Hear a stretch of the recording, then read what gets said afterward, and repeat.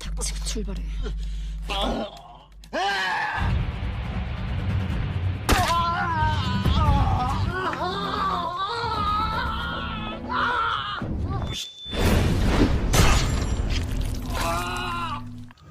Halo para pemburu film. Di kesempatan kali ini, Ruang Movie akan merangkum sebuah film yang berjudul No Mercy. Film ini rilis pada tahun 2019. Film ini bercerita tentang seorang kakak yang balas dendam karena adiknya dicabuli oleh orang-orang brengsek. Penasaran? Langsung saja ke ceritanya.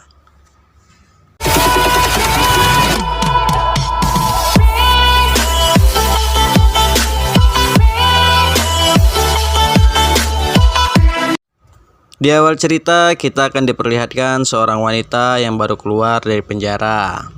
Dia adalah In Ai. Lalu ia pulang ke rumah untuk menemui adiknya yang bernama Park Yun. Park Yun memiliki keterbelakangan mental. Lanjut, mereka makan malam. Si adik tampak senang karena makan malam bersama si kakak. Lalu si kakak memberi hadiah kecil untuk si adik. Si adik pun merasa senang. Setelah selesai makan, mereka pun baring-baring. Sebelum tidur, si adik mengatakan ia tidak suka sekolah. Si kakak pun membujuk si adik agar tetap sekolah, karena sekolah itu penting untuk masa depannya. Keesokan harinya, adik pun berangkat sekolah. Si kakak yang baru bangun tidur dapat hadiah dari si adik, yaitu berupa baju. Si adik menulis surat kecil bahwa si adik membeli baju ini dari uang tabungannya. Si adik juga menulis bahwa ia sangat menyayangi kakaknya. Setelah pulang sekolah, teman-teman si Park yang nakal ini memaksa Park untuk ikut bersama mereka. Park tidak bisa menolak. Apabila dia menolak, ia akan dipukuli. Di tempat lain, si kakak melamar kerja untuk menjadi bodyguard, tapi ia ditolak karena memiliki catatan kriminal. Sementara si adik dibawa ke tempat karaoke. Si kakak menelpon si adik. Si kakak khawatir karena sudah malam si adik belum pulang. Tetapi HP si adik diambil sama teman-temannya. Selanjutnya si adik dijual sama teman-temannya. Para pria ini menggunakan si adik sebagai alat untuk menjebak para om-om. Strateginya adalah si adik dibawa ke hotel oleh si om-om. Setelah di kamar, si Park menghubungi para pria ini. Lalu para pria ini datang ke kamar hotelnya dan mengancam si om-om ini akan dilaporkan ke polisi karena mencabuli anak di bawah umur. Lalu mereka memeras duit si om-om. Begitu seterusnya. Sementara si kakak makin khawatir karena si adik belum juga pulang. Keesokan harinya si kakak datang ke sekolah. Ia melihat kelas adiknya, tapi adiknya tidak ada di kelas. Lalu ia mendatangi kepala sekolah. Kepala sekolah mengatakan itu hanya kenakalan remaja yang suka kabur. Saat si kakak ingin pulang, salah satu teman si adik memberitahu bahwa si adik diajak teman-temannya yang nakal entah kemana. Lalu temannya ini menunjukkan sebuah video ke kakaknya. Setelah pulang sekolah, teman-teman si adik yang nakal ini pergi ke diskotik. Di toilet si kakak menanyakan keberadaan adiknya sama mereka. Mereka tidak mau mengaku, lalu dihajarnya. Lalu anak nakal ini membawa si kakak ke rumah pemuda brengsek yang kemarin. Kakak pun langsung menghajar pemuda ini. Setelah itu pemuda ini memberikan sebuah kartu Happy Cash. Pemuda ini menceritakan bahwa kemarin malam ada yang membawanya ke hotel. Orang ini bernama Hansama. Kami mencoba untuk menghentikannya dan kami mengancam dia akan melaporkan semua ini ke polisi. Tapi dia memukul kami dan dia menusuk pahanya, lalu memberikan pisaunya ke teman kami. Dia pun mengancam kami akan melaporkan kami ke polisi. Dia memberi kami uang 10 juta dan memaksa kami untuk tanda tangan serta memberi kartu itu. Kami tidak berani melawannya. Si kakak pun mencoba menelpon Happy Cash, tapi tidak bisa karena jam operasionalnya sudah tutup. Lalu si kakak menelpon polisi, tapi polisi malah mempersulitnya. Di tempat lain, si Hansama menjual adik ke Seok-Yung. Sementara si kakak pergi ke Happy Cash. Di sana ia berjumpa dengan karyawan Happy Cash. Ia mencari tahu nomor HP dan alamat Hansama. Karyawannya tidak tahu alamat Hansama. Karyawan ini hanya memberikan plat mobil Hansama. Si kakak pun pergi dan mengambil kunci mobil serta alat strum. Si kakak pergi ke tempat Seok-Yung dan menemukan plat mobil Hansama. Ia menunggu Hansama keluar. Setelah Hansama keluar, ia mengikuti Hansama dan ia menelpon Hansama. Ia menanyakan keberadaan adiknya, tapi Hansama tidak mau memberitahu. Si kakak pun menabrak mobil Hansama dari belakang dan menjerat leher Hansama. Lalu ia menyuruh Hansama untuk menyetir. Hansama pun melaju kencang dan mobil pun menabrak pinggiran trotoar. Mereka pun beradu hantam di mobil.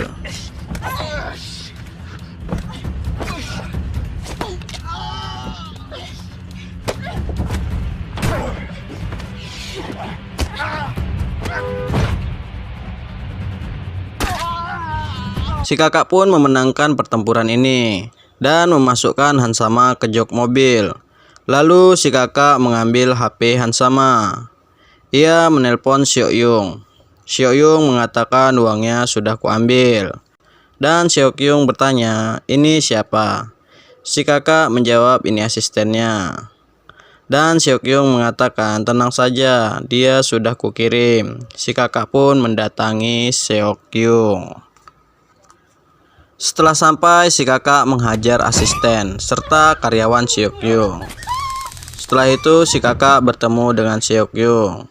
Seok-Yung mengatakan, kau terlambat. Adikmu sudah kujual. Si kakak pun menghajar Seok-Yung.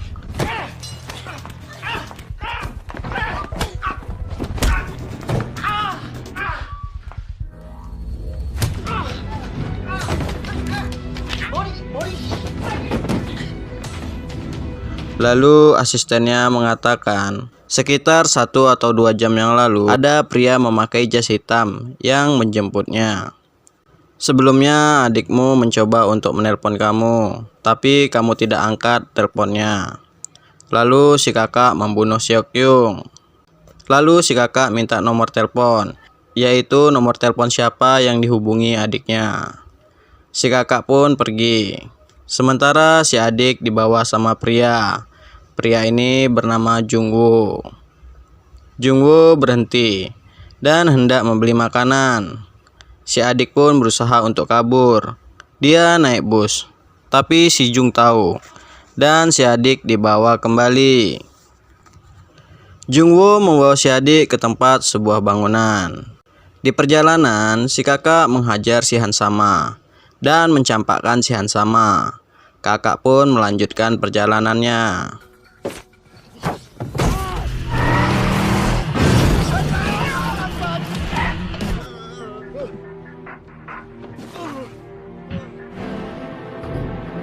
Di scene berikutnya, Jung-woo teringat ia dihina dan dihajar oleh bosnya yang bernama Jung. Jung menyuruh Jung-woo untuk menculik adiknya In-ai agar si In-ai keluar. Sedikit informasi jika kalian penasaran kenapa si Jung dendam sama si In-ai, nanti ada di akhir cerita. Lanjut, si kakak pergi ke supermarket dan menanyakan apakah ada semalam yang menelpon ke sini.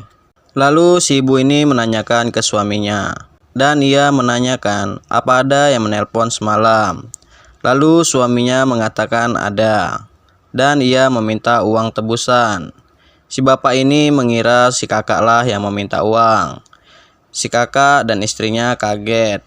Lalu ia menceritakan, kemarin adikmu beli jajan, tapi ia tidak bisa membayar. Lalu kuwik-wiklah dia. Astagfirullah. Mendengar itu istrinya marah dan istrinya pergi. Si kakak menanyakan adiknya ada di mana, tapi si bapak ini menjawab tidak tahu. Si bapak ini dihajar dan diseret, lalu tangannya dijepitkan ke pintu hingga jarinya putus. Mampus lo kan? Si bapak ini akhirnya cerita, coba kau tanyakan dengan si tukang foto. Si kakak pun pergi ke tukang foto. Di sana ia melihat foto adiknya, lalu menghajar si tukang foto. Si tukang foto ini mengatakan, coba tanyakan ke pemilik bengkel. Lalu si kakak pergi ke bengkel. Setelah sampai di bengkel, ia mengambil palu besar dan memukul tangan si tukang bengkel ini. Ia menanyakan adiknya, lalu si tukang bengkel ini mengatakan, aku punya nomornya. Dia adalah suruhan orang politik. Lalu si kakak teringat dengan Jung. Ia pun membunuh si pemilik bengkel dan ia pergi. Inilah ceritanya kenapa Jung dendam dengan si kakak. 3 tahun yang lalu si Jung menservis mobilnya di bengkel ini. Lalu si Jung menemukan CD di mobilnya. Kemudian si pemilik bengkel ini menjual si adik ke Jung. Si Jung pun meniduri si adik di mobil. Setelah pulang sekolah, si kakak menanyakan adiknya dari mana saja. Tapi si adik tidak mau menjawab. Keesokan harinya si kakak mengikuti adiknya. Setelah pulang sekolah, si adik dibawa oleh si Jung. Dan si kakak mengikutinya. Lalu dihajarlah si Jung di kamar hotel, di mana mata si Jung ditusuk oleh si kakak. Dan si kakak dipenjara. Begitu juga dengan si Jung, karena ia mencabuli anak di bawah umur. Itulah sebabnya kenapa Jung dendam sama si In Ai ini. Lanjut, si kakak menelpon Jungwoo. Ia menanyakan adiknya. Lalu si kakak menanyakan keberadaan si Jung. Kemudian Jungwoo teringat, dia dipermalukan dan dihajar oleh si Jung. Jungwoo pun memberikan alamat Jung dan mengatakan, kalau si Jung mati, bawakan dia kepadaku, dalam keadaan hidup ataupun mati. Setelah itu kakak pun menghampiri si Jung. Setelah si kakak menemukan Jung, ia menghajar bodyguardnya serta si Jung. Tapi Jung berhasil melarikan diri.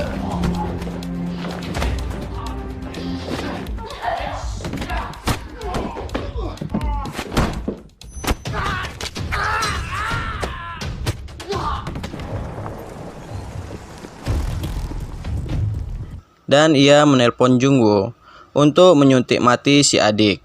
Si Jungwoo menolak. Dan si Jung menyuruh anak buah lainnya datang untuk menangkap Jungwoo. Jungwoo pun dibunuh oleh si Jung. Pada malam harinya si kakak mendatangi si Jung dan menghajar anak buah Jung.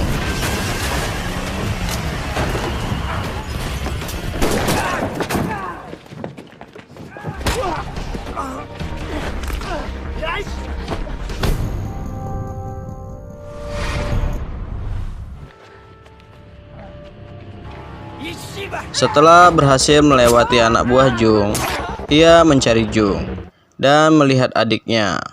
Tiba-tiba Jung memukulnya dan mereka pun saling baku hantam.